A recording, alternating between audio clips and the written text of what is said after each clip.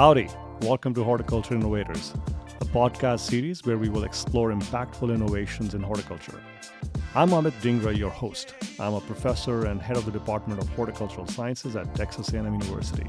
In each episode, we'll explore the inspiring stories of the pioneers who are contributing to sustainability, wellness, and food security through their amazing work in horticulture. Howdy. Howdy.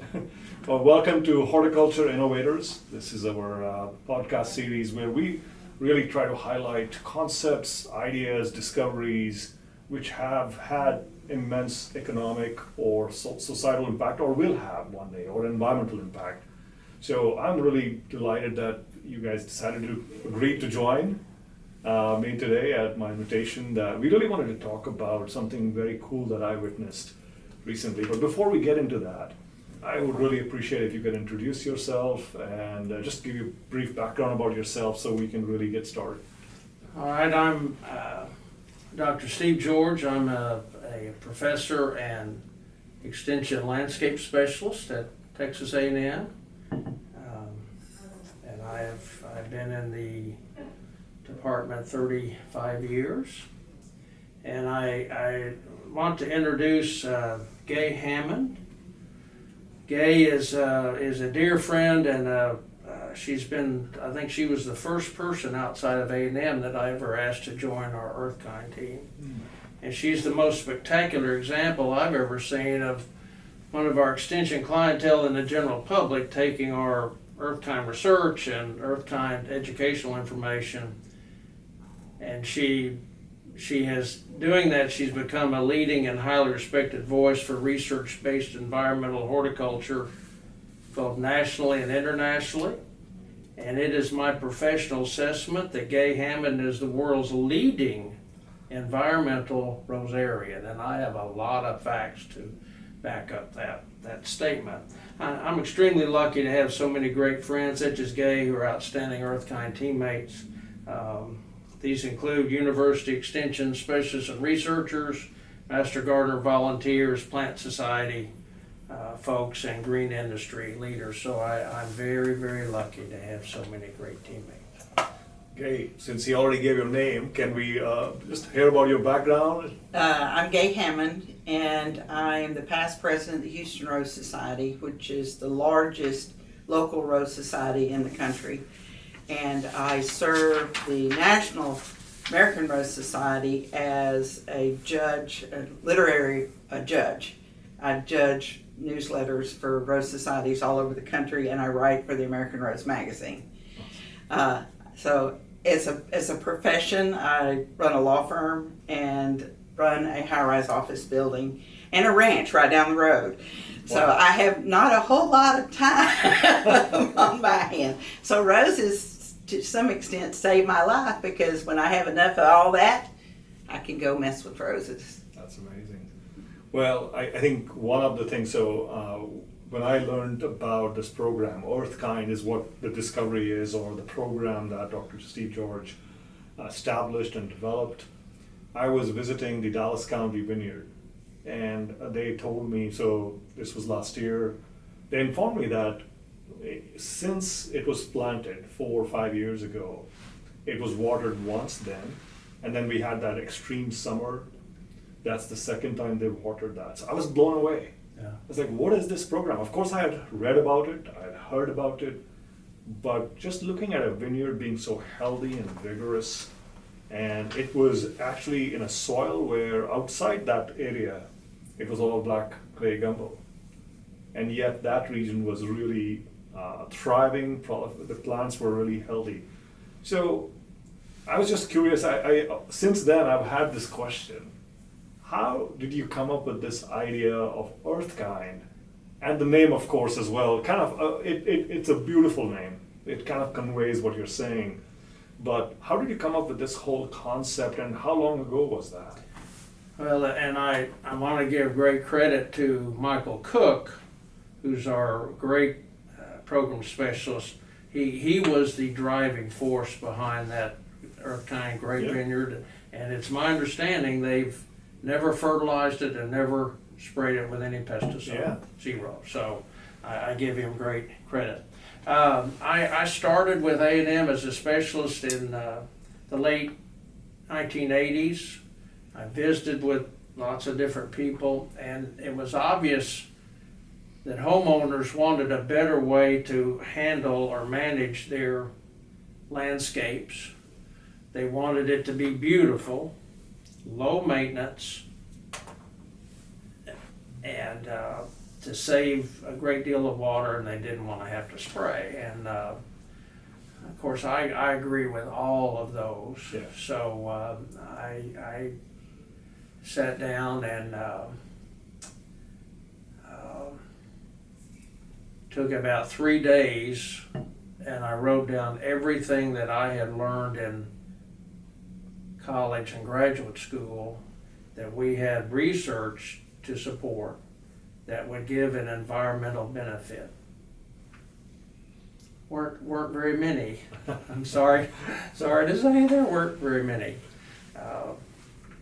But I wrote down what I thought would be the important elements, and I sent it to several of my very helpful but hard-headed colleagues and said, please indicate any lie that I have told. Okay.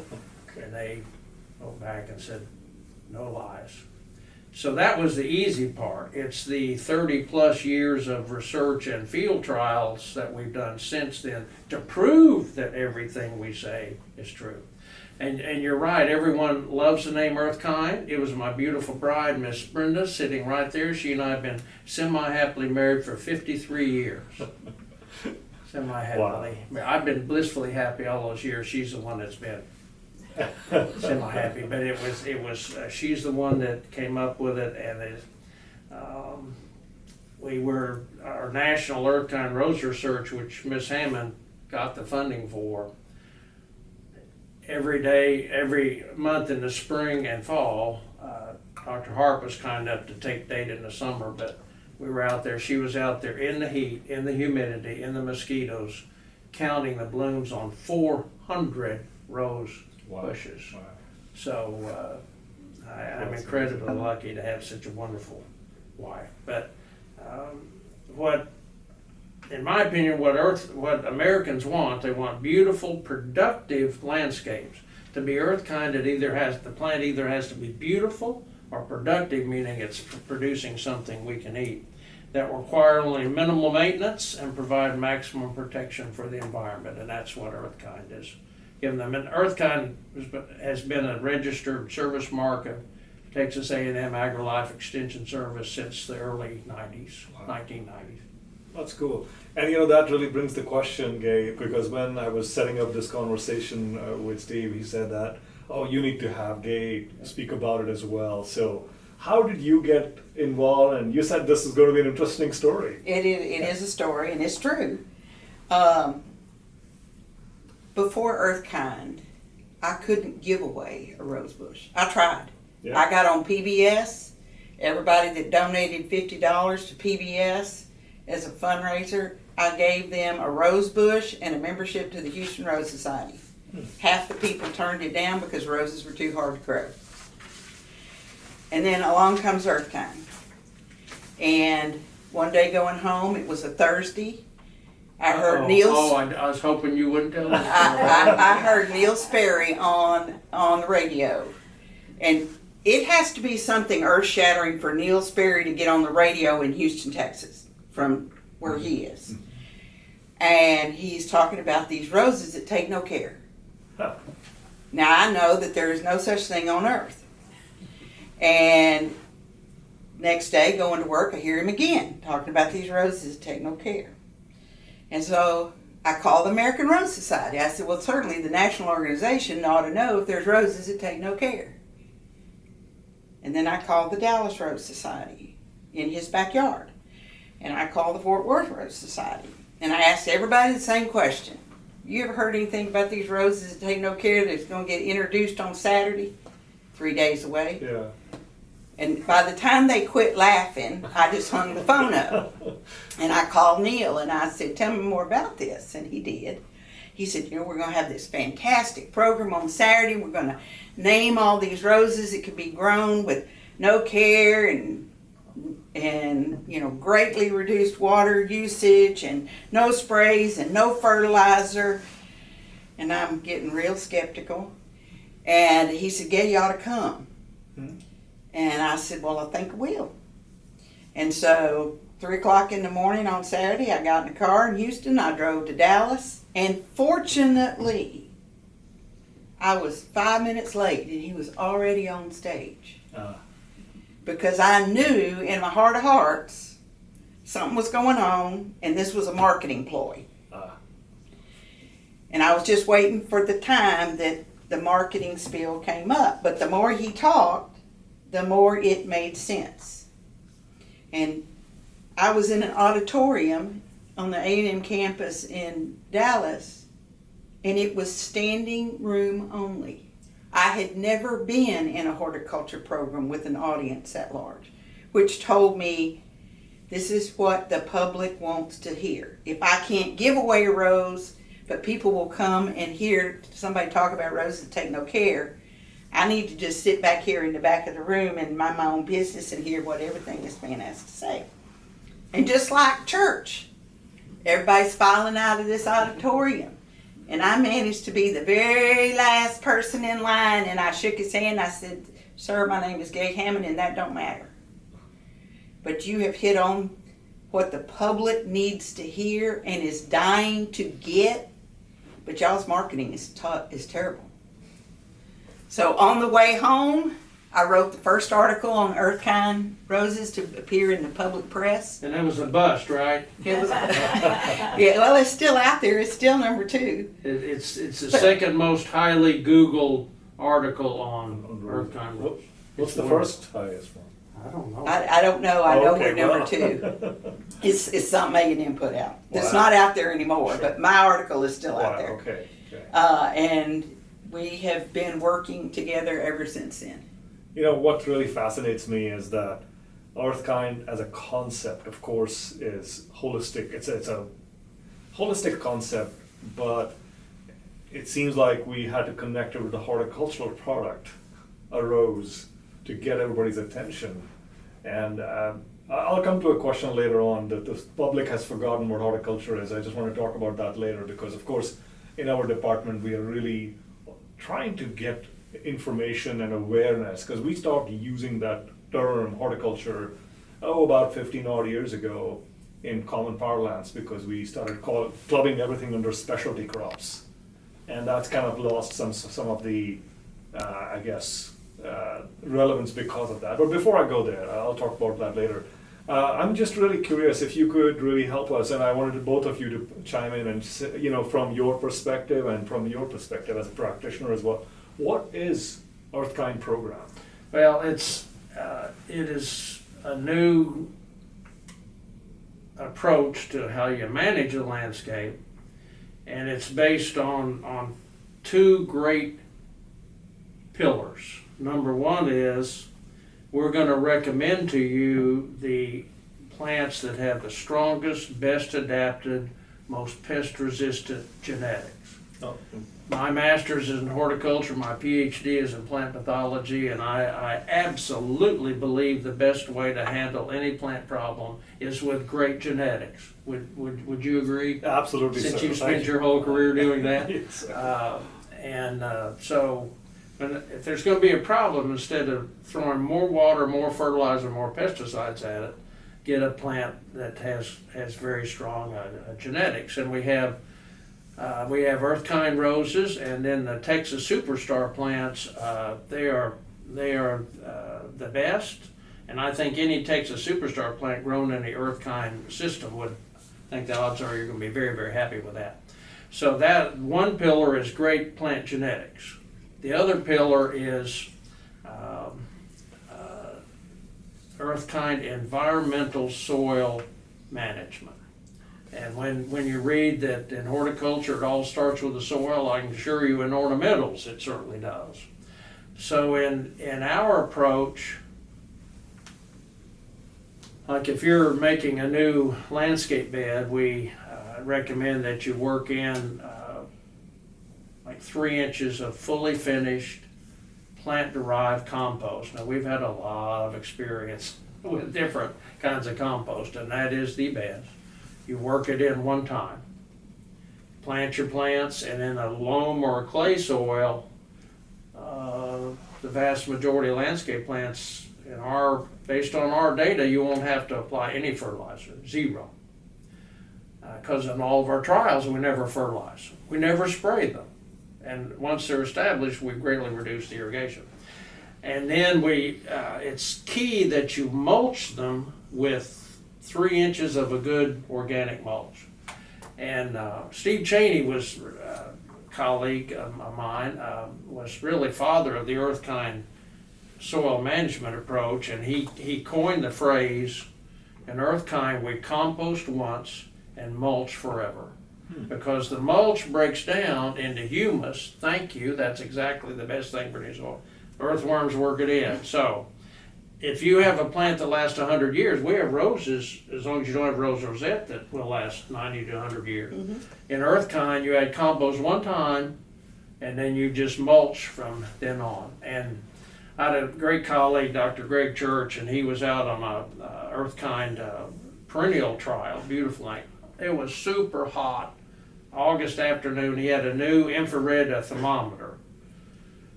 I'm so glad he did this. At 8 or 10 places in this big trial, he would go and move the mulch away. He'd take the temperature of the surface of the mulch. Boom. Then he'd move the mulch out. Boom. Take the temperature of the soil. And consistently it was 40 to 50 degrees cooler. Wow. That's exactly what I would expected 5 to 10. No wonder the plants were doing so well.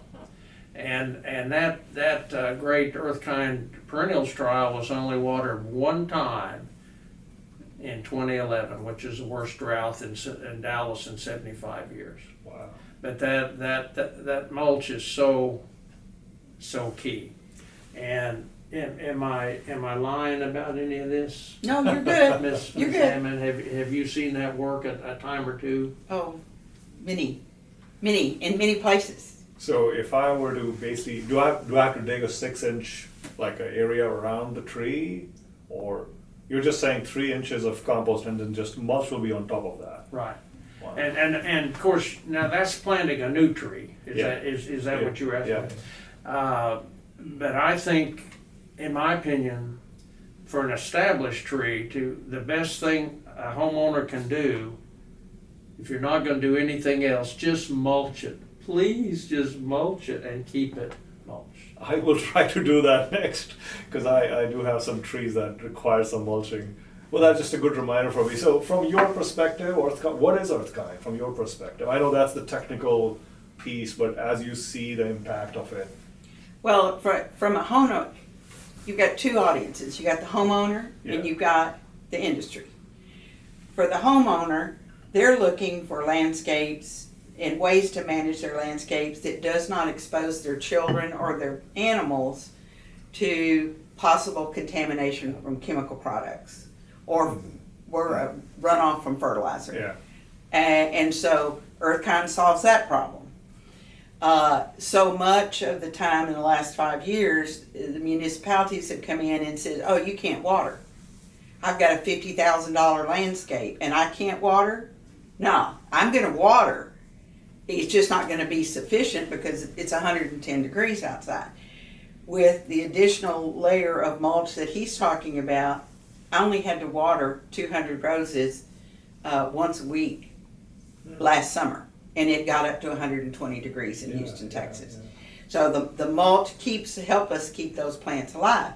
In 2011, in our earth-kind trial in Farmers Branch, we didn't lose any plants in the drought. They lost mature hardwood trees across the street. In the park department, every week they were taking out dead trees. So the mulch is key to the health of plants, especially down here in Texas where the temperatures can go from one extreme to another. So for the homeowner, it's going to save them the expense and the exposure to the chemical products. It's going to save them having to spend money on expensive fertilizers, and most importantly, it's going to save the use of that water that they may not have. We have some subdivisions close to Houston who did not have water and we're having to truck it in last year. So they didn't have water to water their plants with. So it's a big key for the homeowners. Cool. Now these, let me jump in here, these comments we're making apply to landscape beds, not turf. That's a whole different. Yeah. Well, so this is mind blowing, right? We are facing shortage of, potable water or even clean water, basically. And that's just a global phenomenon right now. And we have land that is becoming more and more non-arable. That means we can't cultivate it. I mean, you mentioned turf grass, but just our crops, and especially horticulture crops, which are amenable to earth-kind cultivation, Absolutely. So what's stopping us from really planting every orchard, every vineyard, all our figs and peaches and pecans and apples and pears and cherries, and I can keep going. Why are we not doing earth kind? Because it seems like it solves the fundamental issue of need for water and also holding on to the fertilizer, because I imagine when you use earth kind, whatever fertilizer you said you didn't even apply any, but let's say you started with some, it would be held in place and not leach beyond the application zone. Yes, and then in like vegetables and fruit, we're really expecting high performance. And I'm not an expert in that, but I would love to see a trial where if the recommendation isn't there fertilize 6 times a year. Yeah. I would think with earth-kind maybe we could cut that to only 3. Well, in my opinion, that's a big earth-kind victory. Absolutely. One key thing is you mentioned earlier that it has to be plant-derived compost. What's the key over there? Well, because you said you've tried different types of compost, I'm sure. We have. Yeah. Sometimes unwillingly. Yeah. We got reports that if you add large amounts of feedlot cattle manure to a garden or a bed, and you do that 2 or 3 years in a row, that many times that will salt out the soil because there's so many salts in there. Sure. So that is a caution now. So in my opinion, fully finished or fully aged plant-derived compost is the best. A very close second would be well-rotted horse manure. And in science, we know a great deal of why compost helps the soil, but I'm sure we just know a little bit. We don't. There's a lot that we don't know, but it's almost magical. Would you agree? Wow, that's so. In terms of its expansion as a practice or adoption as a practice, where do we stand with earth-kind? Both in Texas, because that's where this is the birthplace of earth-kind, and also beyond Texas. Well,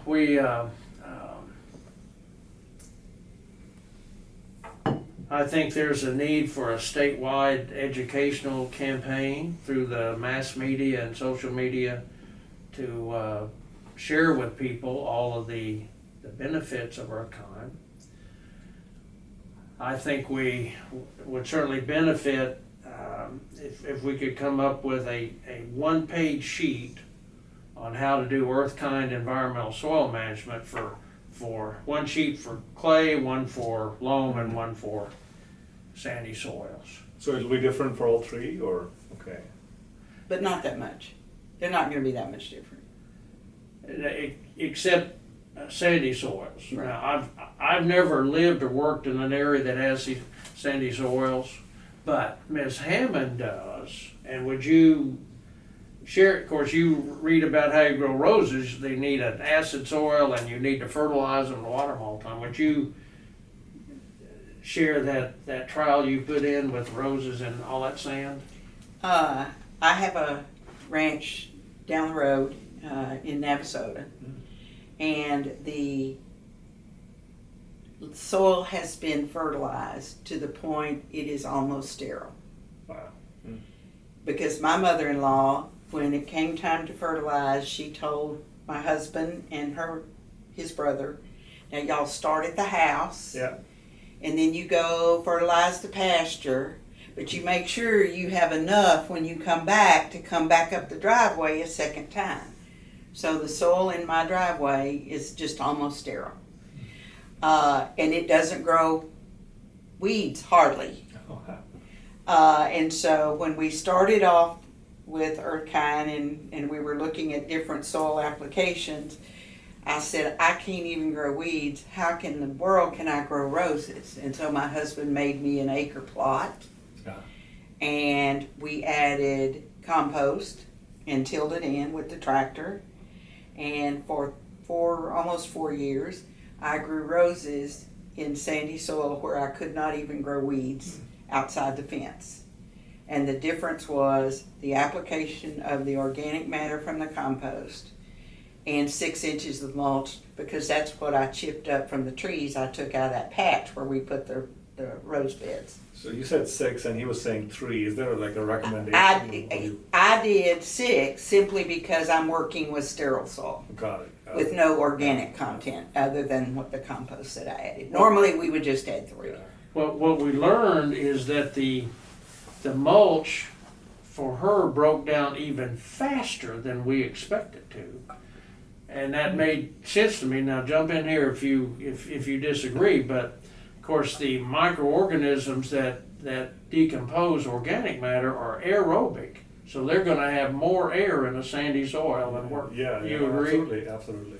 So that isn't research, but that's very interesting. I would like to do research on it, and one thing that has worked really well is to have Earthkind plantings, even randomized replicated field trials in city parks. That makes the park director look great because he has a beautiful environmental victory there. And we have, and Dr. Church was the first one that came up, but we can put a randomized replicated trial where on an experiment station you can put them side by side. You don't have to, you can put them nose to tail or whatever. So it's beautiful. So it's going to make any park director look good. And what I've learned is to, and she has too, call these park directors and say, we have what we think is a great idea. Can we come over and share it with you? And for her to, if I could wave my magic wand, for her to give an Earthkind program at the state conference of park directors in Texas, that would be wonderful. Well, maybe they're listening. So. Well, so I think that brings me to the other point. So when you approach these folks, how do they receive it, and what's been the outcome? When can we start? Oh wow, so they really are eager to get going because this is such a simple to implement idea, right? When you take the world's hardest plant to grow, which is rose, and you show people the art of the possible with these simple things that can be done from a soil management concept, they're like all in. Yeah. They're hero. Well, that's great. He mentioned earlier genetics. So is it one kind of rose or is it all types of roses? Or are there some selected roses that work well with Earthkind? It's the germplasm of the rose. So everything. And we have seen a common denominator. Of course, one piece of the common denominator is roses that have been hybridized by Will Radler, or the grandfather of knockout. But he used roses in his breeding program that were created by the late Griffith Buck in Ames, Iowa. And were it not for Dr. Buck, roses would be an annual plant because he introduced them in such a way that they would survive the 28 degrees below zero temperatures up north and regenerate. Up until he did his work, roses were an annual plant.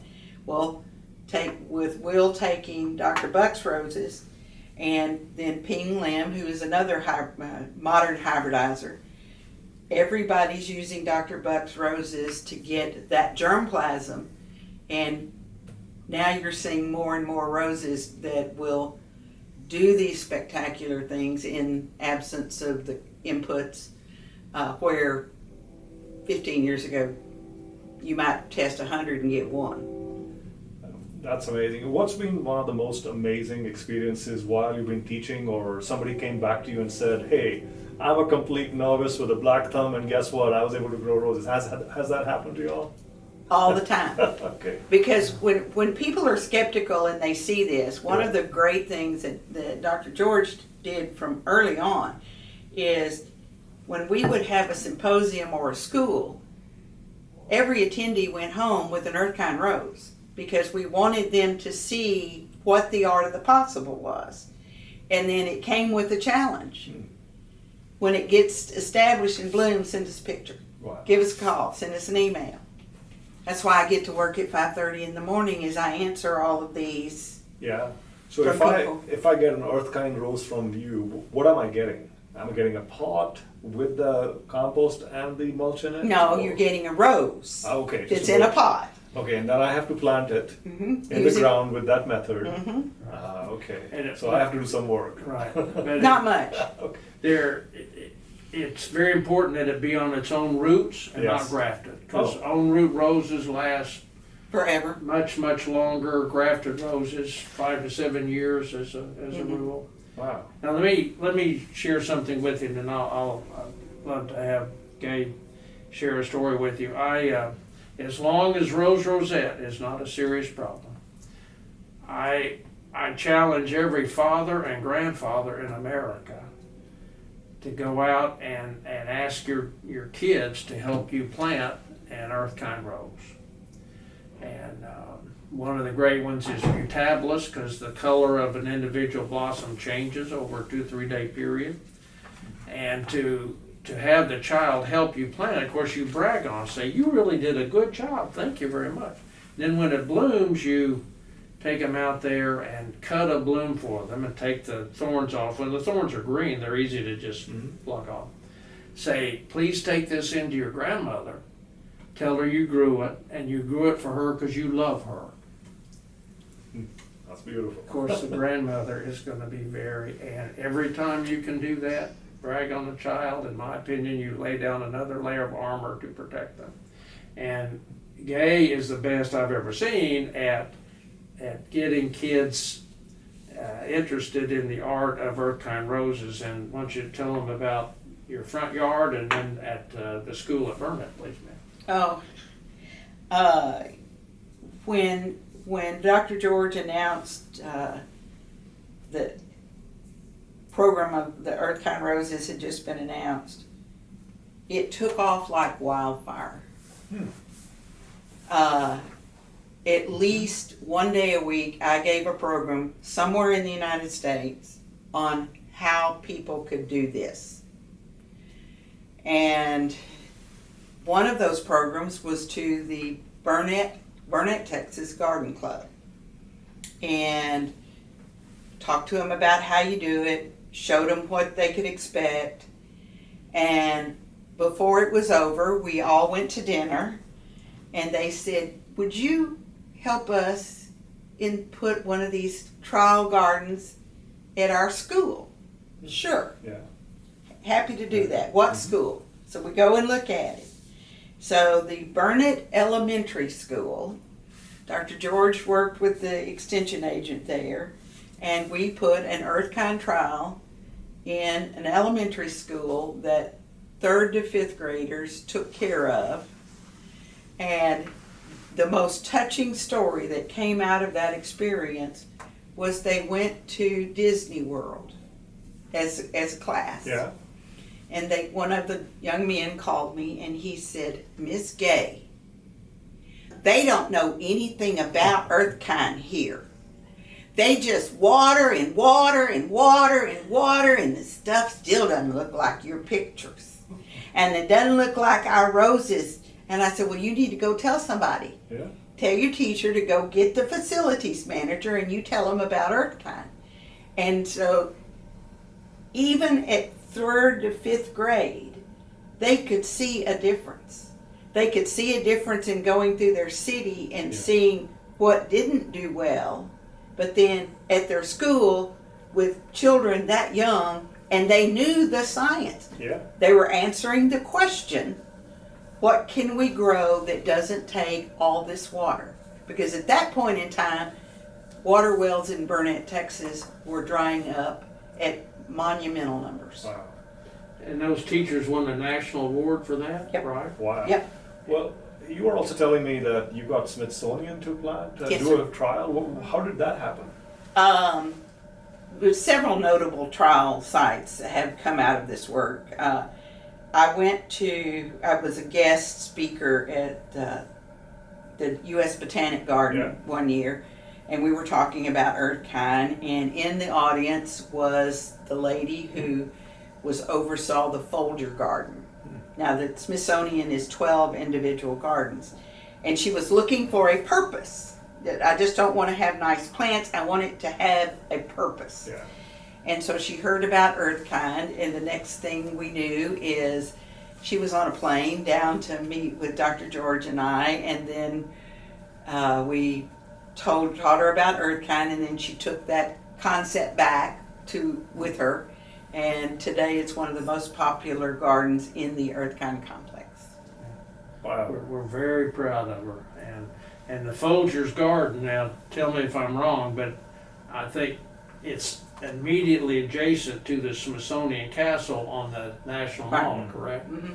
And this is a really bright, very nice young lady. It's a pleasure working So with her. Earthkind is going everywhere, and I also heard you got the MD Anderson campus to adopt. How did that come to be? I sit on a committee, a working committee with Extension, in which one of my committee members is a facilities manager for MD Anderson. Oh. That's and they- handy. And, That's and, handy. and the MD Anderson complex has 30,000 roses within the properties. Yeah. And it's always a fight. A huge number of their laborers are dealing with roses because they're trying to grow roses in the traditional way. And so, in my opinion, not very successfully. And so we were talking about earthkind in one of our meetings, and I said, the absolute best example of what this program can do ought to be at the front door of MD Anderson, because the longest 20 yards you walk is past that ugly one stem with no flower rose garden at the front door. We ought to put an earthkind planting there.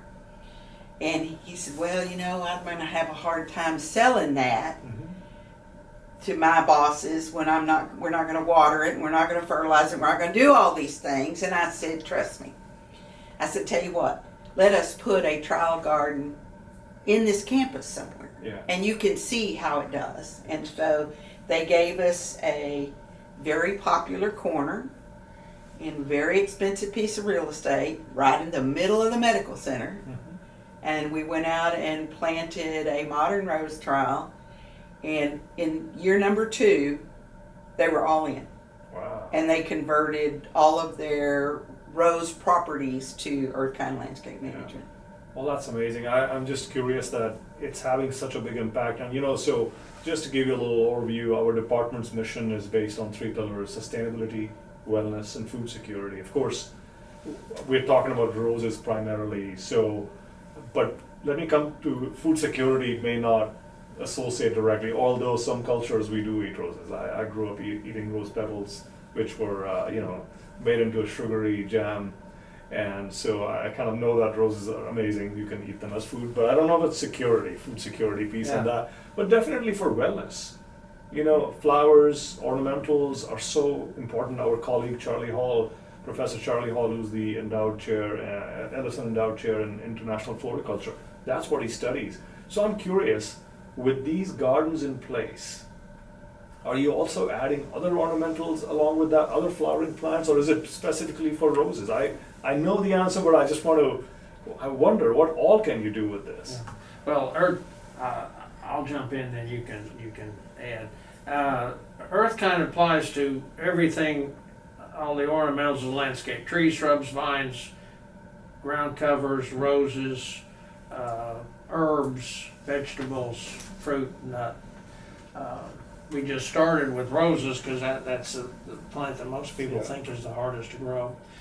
But we, over the years, we've had randomized replicated university field trials on herbaceous perennials. They work great. Herbs, Dr. Tim Hartman was in charge of that. They did extremely well.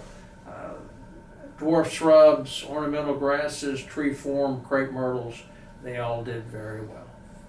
Okay, so we can apply to any, and that's where my next question was. I mean, this could really feed into, of course, there's a sustainability aspect to this. We are saving the environment in this case, and there is another part of sustainability, the economics, the profitability. So if somebody were trying to utilize Earthkind program for producing things commercially, it seems like you will be, helping the bottom line. Have you calculated that, or?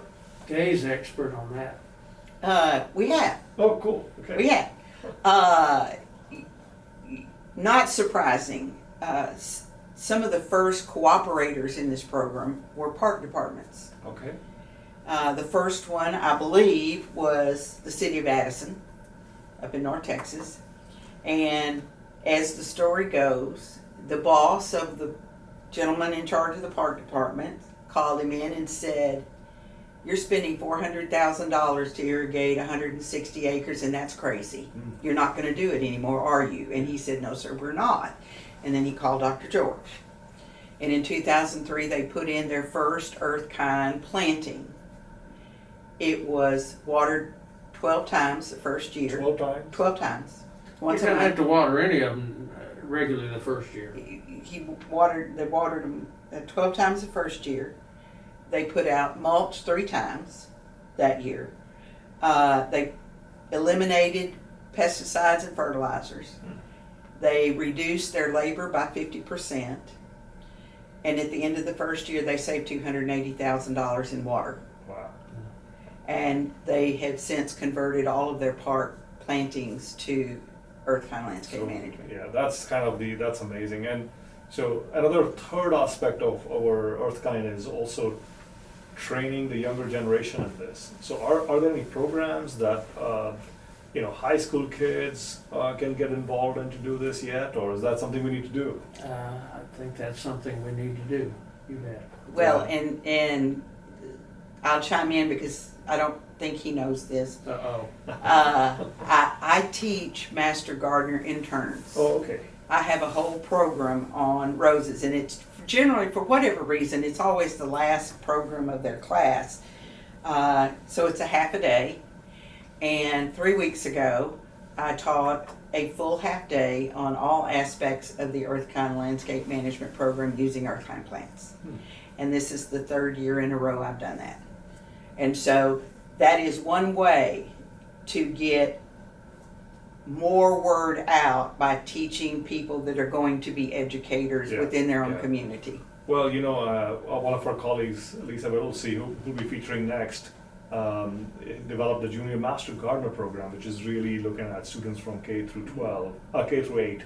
And my other colleague, Jayla Fry, Dr. Jayla Fry, she's developing a program to fill that 8th grade to 12th grade. She runs the largest Master Gardener program in the country. And so the idea is probably we should be integrating that with those trainings as well, so people can really learn. I have another curiosity. The largest, if you look around offices, you look around the ornamental industry, a lot of it is potted plants. We're using potting mixes. And has a trial been done to incorporate this concept in pots? I have not done one. Oh, I've, I should probably not speak to this because I have a really strong opinion. okay. Well, at least you can share your thoughts, and we can edit it out later if we need to. Well, You know why I'm asking this question? I think so. Let me see if I can address it. The first issue is it's in a potting mix. And I have done this. Yeah. And I challenged you to do it in your position. I have opened every bag of potting mix on the shelves at Home Depots and Lowe's in the last 3 years. Wow. I've bought one, I've looked at it, I have found actual soil in one bag out of 50. 50 brands, not 50 bags. And so, in my opinion, what comes in a bag is generally not suitable for any plant. Yeah, well, it's actually a soil substitute, right? It is. One of our colleagues just came and gave a talk. His title was Soilless, not Soulless. In fact, he's trying to source a lot of sustainable material to create that artificial medium to grow things so that they're sustainable and not just peat-based. And the challenge that you run into when you do that is now there is not nutrition in that pot. Yeah, you have to add. And so you're back to doing things the traditional way because what's there to keep the plant going is missing, and you're going to have to keep adding it. You know, And so then it becomes not earth kind. maybe this is a way to just flip this whole narrative and say, hey, you want to use potting mix, you can use half potting mix, and then next 3 inches is going to be compost, plant-based, and then mulch. I mean, that would be an interesting trial. Then actually, maybe we can do better with those plants as well, because as you keep mulching, I'm just curious about Well, this. You know? science never stops. Yeah, So yeah. there, and it is wonderful that it helps us answer questions that we struggle with and say, wonder if this would be better than that. Science will tell us quickly Yeah, what absolutely. works and what doesn't. I'm just curious if you got, because there's a lot of effort going on right now to really utilize, for example, rather than using rock wool, right, they're trying to use this type of material from wood, which is sustainable, degradable, biodegradable. There's no issue with, throwing that away. So I think there's a lot of emphasis going on. I just see an opportunity, but of course I'm one person in this, but this conversation really inspired me to look at a massive market where potting mixes are being utilized. And earlier we were talking about adoption of earth kind, so it doesn't have to be just field, it could even go into people's backyards or into in living rooms as well, because earth kind can really change the narrative. One question I have is, has this concept left our borders outside the U.S.? And what kind of trials have you done? Is that also with roses or other plants? I have presented this program at the World Federation of Rose Societies, which is a 39-country group in Vancouver, Canada, in 2009. I presented it again in 2007 at the International Plant Trials Conference in Kennett Square, Pennsylvania. And then I was the guest of the oldest rose growing family in Europe in 2017, because they were here in the United States hearing me give a program. And I took that program to France and gave 2 programs in France in different cities to the rose growing industry. Wow, okay. On how to do it. Now, the difference in using earth kind in the United States and using earth kind in France is we're talking about a society where maintaining the agriculture is primitive. Yeah. And they don't have trees, so they don't have mulch. Oh. They don't have compost. And so the trip there was to help them identify a way to gain the earth kind advantage with what they did have. And the House of Mayon has a rose demonstration at one of its locations where the entire field is mulched with wheat chaff, because they raise a lot of wheat. Yeah. And so they mulch those planting beds with wheat chaff. And you brought Sonia, right? Oh yeah, Mayon? yeah. From France, and you brought her to our Earth Kind. We went to 3 different earth kind sites. Yeah, and she's the lady, Sonia is the lady that decides of the tens of thousands or hundreds of thousands of rose selection. She decides which ones are going to be sold in the United States. So, and she was very kind. So I have given tours of earth kind sites to Alain Mion, who is the head of that family, and then his children and his breeders. Wow. So it's being utilized there in some form or shape already, so there is. They see the benefit because they have no water Yeah, and they have no trees. And they don't have a way to get rid of the chaff other than burning it. And so this allows them to recycle it into Yeah. something else and to save what little bit of moisture they can get in the ground. that's fascinating. Wasn't her granddad the person who hybridized the peace rose? Mm-hmm. It was Elaine's dad, yeah. Sonia's granddad. That's wow. Wow. Now, I think, and I would be delighted to work with our vegetable folks, but I think we can certainly do earth kind vegetable gardening. Now, maybe not on all crops, but like in Myers Park, which is a National Center of Excellence in Earth Kind, they have tried the earth kind approach, and it's been successful. Now they get biblical plagues of grasshoppers. Mm-hmm. Well, I tried spraying grasshoppers when I was younger, and that's not going to work. But we have floating row covers that are a spun fabric. They allow air and water to penetrate, and they just float on top of the plants, but they protect them from most insect problems. Hmm, So that works, and we've used that technology for a long time. that's fascinating. Well, I wanted to go into, there's been recently there's the interest has exploded in understanding the microbiology, what we call the microbiome now, what's happening in the soil. I mean, I'm imagining that these are results that you're seeing or observing. It's obviously the physical part of changing the soil characteristics, the chemical part of perhaps a better mineralization of nutrients. But what about the biology? Has anybody studied yet how is the microbiology changing or microbiome changing when you utilize all the bacteria, fungi, other critters? Do they change? Or I'm sure they are, but has anybody quantified or studied that? I would love to see that done. Now, I think when you add the compost and mulch, I think there you have a larger, more effective root system to absorb moisture and nutrients. I can't prove that, but I think that's true. That's probably what's happening. I think this is really, sorry for the pun, but it's ripe for investigation. Yeah, I agree. I agree. And earlier I was talking to you about all this sustainability, wellness, and food security part. I mean, we need more horticultural products, and just the public, and of course in my role, as the department head for one of the premier horticultural sciences department in the nation, it's kind of my role to be the ambassador or the cheerleader for the discipline. But I'm finding, and before this I didn't really realize that, because when you take on that role, it's like, what's needed? And it's fascinating.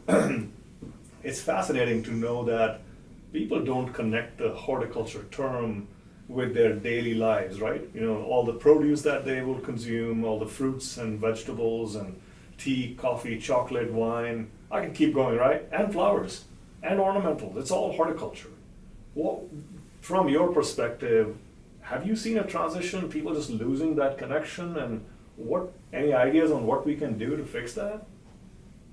Jay, you have any thoughts on that? I do. Before I met Dr. George, I had no idea that Texas A&M had anything to do with plants Oh, at all. Had no idea what it was capable of. well, the A in Texas A&M is, well, it was not horticulture, but Had no idea. My only reference to A&M was my parents had friends who had a troubled child, and when he got old enough, they shipped him off to A&M to learn structure. And that's what I thought A&M was. I had no idea that it had a horticulture division that could help people, and his mission is to help people with their planting issues. yeah. And so it's been a tremendous alliance that I have made as a result of his program in 2000. If I could, one thing you mentioned earlier, the people who have been unsuccessful growing roses or any plants, when we can help them be successful, they are so proud of themselves, and we brag on them, of course. because they're deserving of our appreciation, but they are, do you agree, they are so proud of themselves.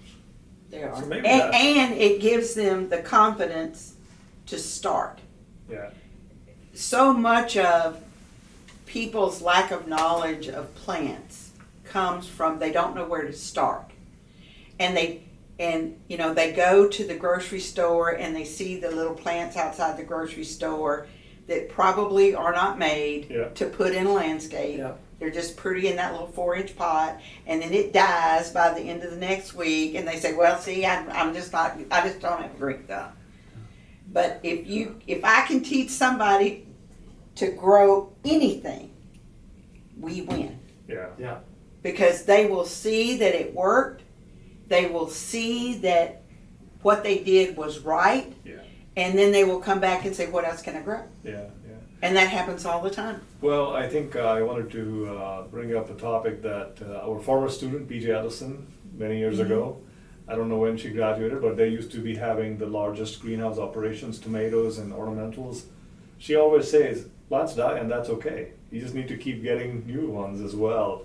So I think people probably have this, in fact, I had that, but plants die with me, but of course now we keep them alive as long as somebody waters them.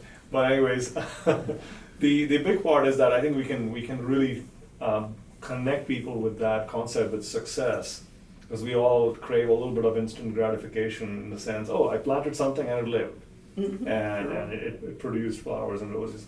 I just wanted to say you are such an excellent, like you're a very kind, earth kind ambassador who got trained, and you're really spreading the word. No, thank you, because you're really spreading the message. And Dr. George, this is amazing legacy. How do you see this as a legacy? I mean, we all contribute something or the other. This whole idea must bring joy to so many people. How do you see this as a? Well, it does, and I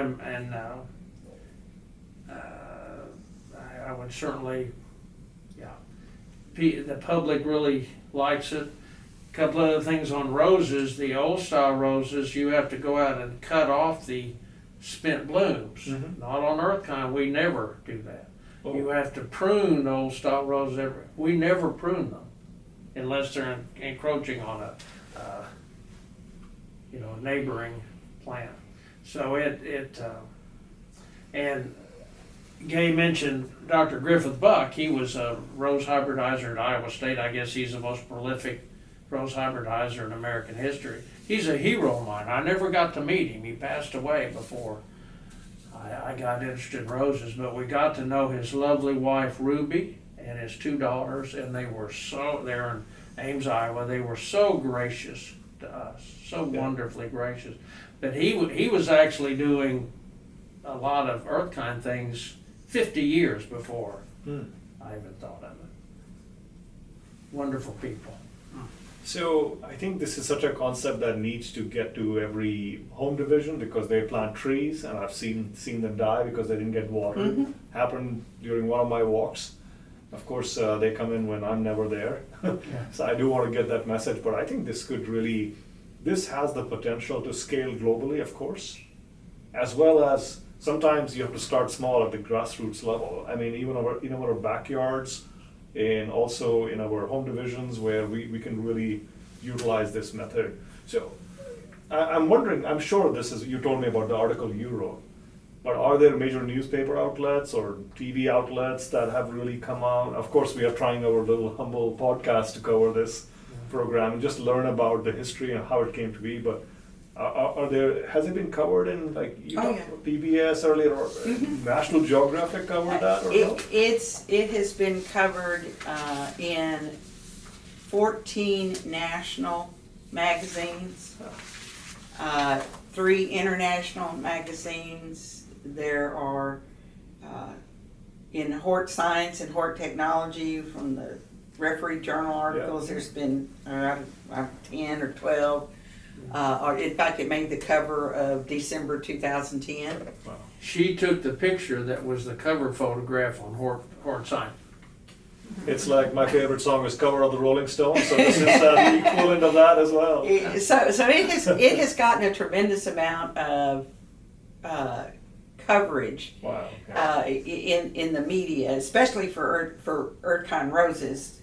That's 120 articles that I wrote. Wow. So yeah, it is getting there, but think about this as you work through how do you create a grassroots information system.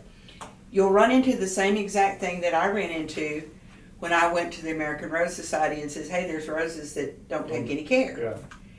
Yeah. And a very small segment of that organization believe, no, roses have to be hard to grow because then we're the heroes because we can do it.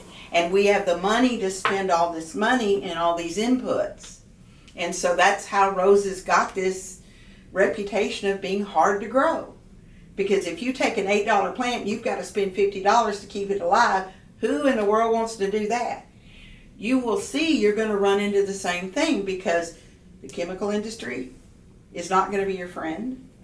The fertilizer industry is not going to be your friend because you're saying, hey, you can grow plants without having these things.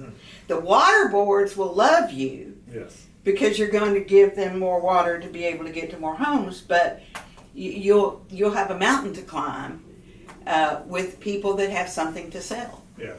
When we did our National Earthkine Rose research in Farmers Branch, which is a suburb of northwest Dallas, of course we never sprayed the plants with anything. We don't ever spray our experimental plants. But in a normal rainfall year in Dallas, if you're growing roses to exhibit them, typically you have to spray them 17 times a growing season. Wow. What I would like to see is a continuum, because research that is done, and I've told this to Dr. George many years ago, if it's done and put on the shelf, it has no value. That's true. And so a program that has gotten international publicity as the trial program for the world cannot stop. We've got to keep going. We've got to keep answering questions within the Earthkine framework. Yes. To how do we do things better? Because I think this is the answer to a lot of the problems that people that are in horticulture, whether they're in the industry or they're the homeowner, encounter. This is the solution. Yeah. But we got to get more information out to them. Yeah. So I just following from, sorry. Yeah, I'm good. Okay. Following from that, Dr. Jordan, you've spent 35 years developing this, working with this. So let's say you go back in time machine, you know everything you know now, and you're 25 again. What would you need to make it go global? That's an excellent question. We would need to identify and cultivate cooperators in other countries, and we did do some work. And Brenda visited with her with a professor in Italy that was interested. So that I think that's where I would start to develop those friendships. And you mentioned earlier Texas Superstar, so you need superior genetics as well, right? I mean, which could really thrive in this as well. And they have identified the superior genetics, and we have two great assets, in my opinion. The two most knowledgeable people about the best landscape plants in Texas is Greg Grant, who's our hort agent in Tyler. Yes. Dr. Mike Arnold, who's Yes. right down this hall. Yes. I locked them in a room and wouldn't let them out Until they said came yes. up with recommended plant list. I'm envious of small states where you can come up with just one set of recommended, but in Texas it's much more challenging. No, this is amazing. This has been a fascinating conversation. Thank you for all the work you have done and really created this program. Thank you, Gay, for being the ambassador for this program. And this is where I think the cool part is that sometimes this is hiding in plain sight. You know, departments all around the country, especially with one where there's connection with the extension services, where the mission, our land grant mission is service. Sure. And the point is that we want to use all our research, teaching, and education to really help the state, citizens, and everybody. So thank you for being our horticulture innovators today. And we look forward to, I'm going to try this out at my home now. Thank you. You're very Super. welcome. Thanks for having us. Yeah, thank you. We hope you enjoyed this episode of Horticultural Innovators. Subscribe if you want to learn more and spread the good word. Thanks and giga.